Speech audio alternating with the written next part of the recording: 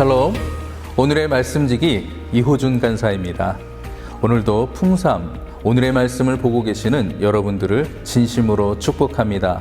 출애굽기 말씀을 통해서 새 힘을 얻고 힘차게 살아가는 저와 여러분이 되기를 진심으로 소망합니다.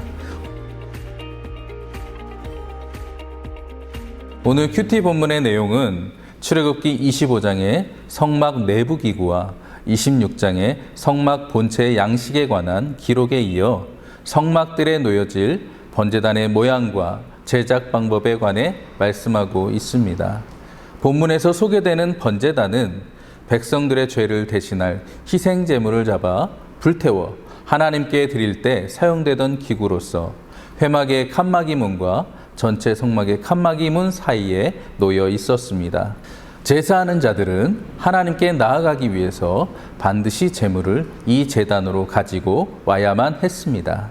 여기서 우리가 얻을 수 있는 교훈은 오늘날 성도들도 하나님께 나아가기 위해서는 먼저 죄의 문제를 해결받아야 한다는 것입니다.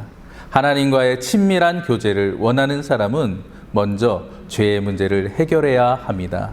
2절에 보면 번제단의 네 모서리에 4개의 뿔이 있었습니다. 이 뿔은 여러 용도로 쓰였습니다. 희생제물로 드려진 제물을 단에 붙들어 매는 데 쓰이기도 했고 희생제물의 피를 바르는 데 사용되기도 했습니다.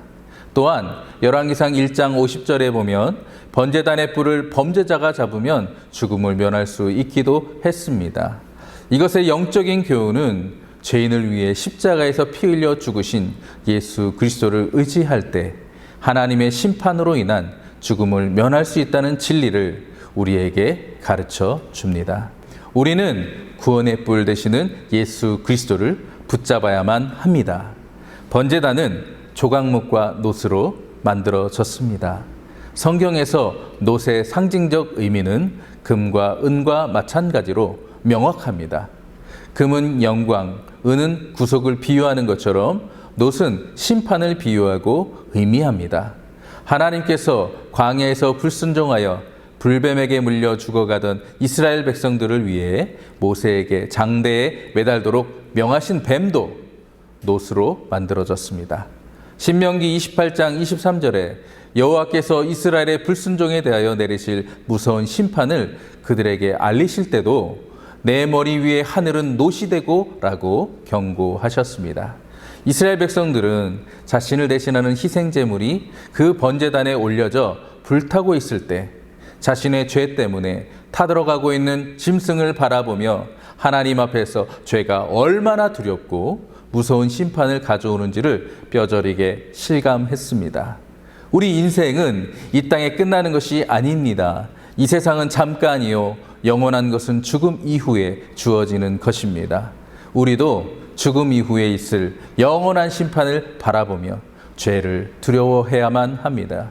히브리서 9장 23절 24절 말씀에서 번제단과 그곳에서 드려진 제물들은 예수 그리스도와 그의 십자가 대속 사역을 상징하는 모형과 그림자라고 말씀합니다.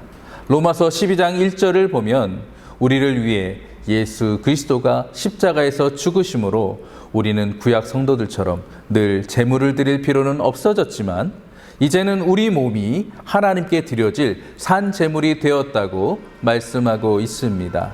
우리는 하나님의 뜻을 분별하여 그 뜻대로 살면서 몸과 마음과 정성을 다해 하나님께 우리 몸을 거룩한 산 제물로 드리는 삶을 살아야 합니다. 이스라엘 백성들은 오직 이 놋으로 만들어진 번제단을 통해서만 여호와 하나님께 죄사함을 받을 수 있는 제사를 드릴 수 있었습니다. 우리 또한 하나님의 심판 앞에서 유일하고 완전한 제물 되시어 우리를 위해서 십자가에 달리신 예수 그리스도를 의지함으로 하나님께 나아가야 합니다. 예수 그리스도만이 하나님께 나아가는 유일한 통로입니다. 여러분은 진정으로 예수 그리스도를 의지하고 계십니까? 예수 그리스도가 없는 삶을 살고 있지는 않습니까? 사랑하는 형제자매 여러분, 예수 그리스도가 없는 삶은 하나님과 관련이 없다는 사실을 기억하시고 하나님이 기뻐하시는 예수 그리스도와 그분이 행하신 모든 일을 믿음으로 받아 날마다 하나님께 드려지는 거룩한 산 제물로의 삶을 살아갈 수 있기를 간절히 축복합니다. 샬롬.